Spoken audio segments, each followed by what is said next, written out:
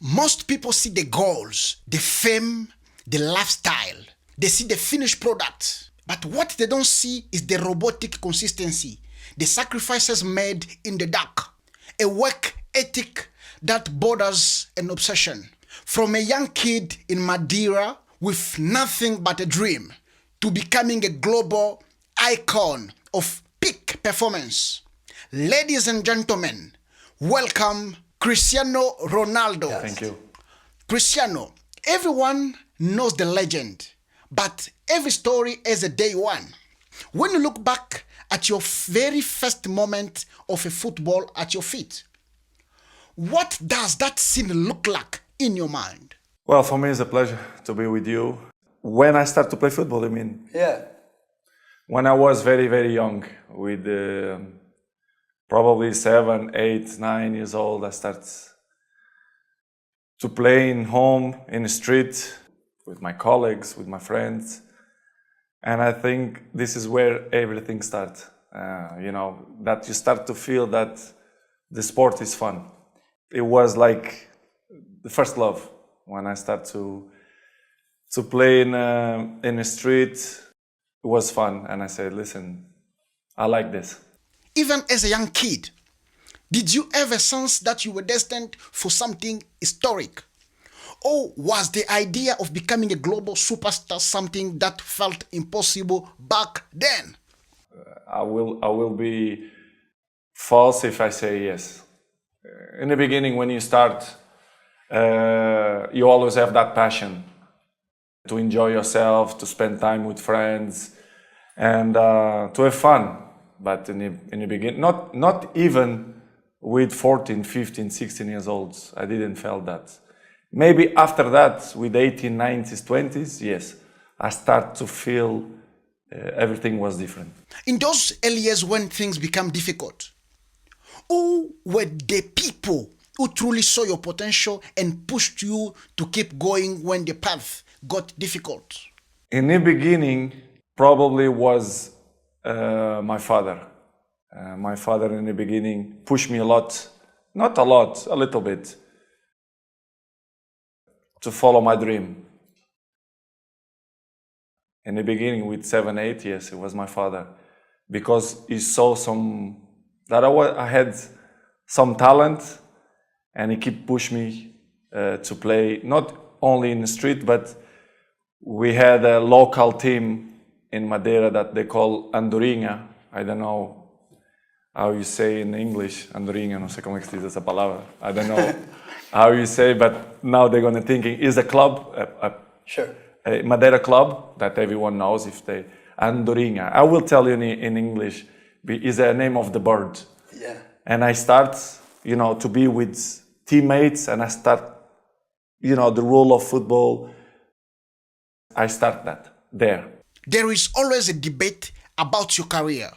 People talk about your natural gift versus your relentless drive.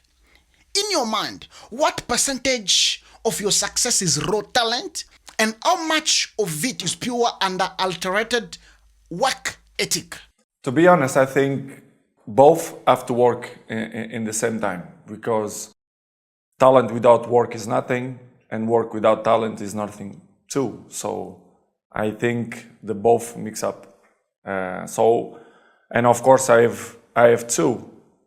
I'm not will say that I have more one than the other one, because if you see my whole career for the last 20 years, my level was high, and this is, as you can know, it's really tough. Not only in a football, but in any area. If you are top for 20 years, is unbelievable.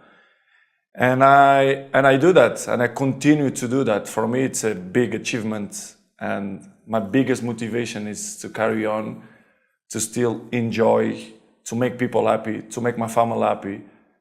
So for me, I have both talent and work ethic.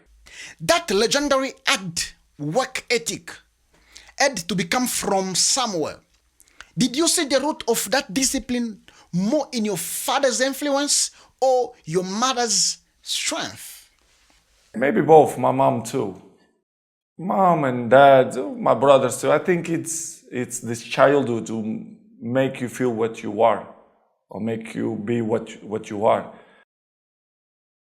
The difficult of things that you pass through in your life make you be stronger mentally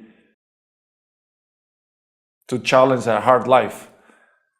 And of course, the environment too helps. I don't know if you know, but I moved with 11 years old from Madeira to Lisbon, which is it's hard, to be honest. It's probably was the most difficult part in terms of professional of my career. So it was hard to left my family in Madeira to follow my dream in Lisbon without your family, with 11 years old. I can see now my kid, Cristiano, my older son. I don't know if I will be capable to let him go to, I don't know. You've stayed at the top longer than almost anyone in history. What are the sacrifices you made in the shadows? The things the cameras don't see that allow you to maintain this level of excellency year after year? Life is a box of surprises, and it's hard, you know. It's not easy, you know, to be in this level and still push and still motivate to carry on, you know, to score goals, to be in a good shape, to compete with the young lions. They coming, and when they play against me, they want to show me that they are stronger than me and faster than me. You have to prepare very well, not in terms of physically, but mentally too. I think it's very hard, but in the same way, it's a challenge, you know, because as you can see, if you treat good your body, you can maintain so many years, and this is the big challenge for me, and it's great. I feel proud for that, to have this age and still compete in a highest level. For me, it's great and give me motivation to carry on. We hear about your daily habit being almost robotic. Can you walk us through your current routine and explain why it's so difficult for most people to maintain that level of consistency for more than a week? I fight against my mind. Yes, sometimes it's happened. We are all human beings. We are not happy every day. We are, you know, not in a good mood every day. It's normal. It's part of us. I fight against that. You know, it's the big challenge. It's when you're not willing to do something, but you have to do it. This is the main point. This is why I say our mind, it's a box of surprises, and you have to challenge yourself to be consistent. I repeat, sometimes it's hard. It's what many people say, you like to go to the gym every day. Of course, no. It's not true. Nobody likes to go to the gym every day. But you have to do it. Probably yes, because your mental strength is coming from that moments, that in a hard moments, you know you should do it.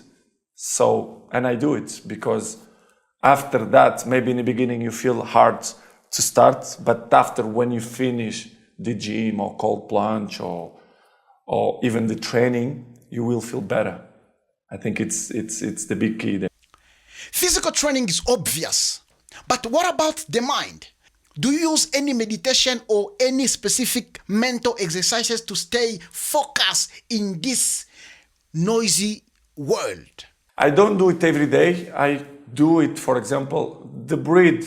I do it in meditation when I feel a little bit more stressful, especially the day of the game. Yeah, sometimes I do it to visualize a few points that can happen in a game. I like to do it, and sometimes it's my subconscious that do it by himself. Yeah.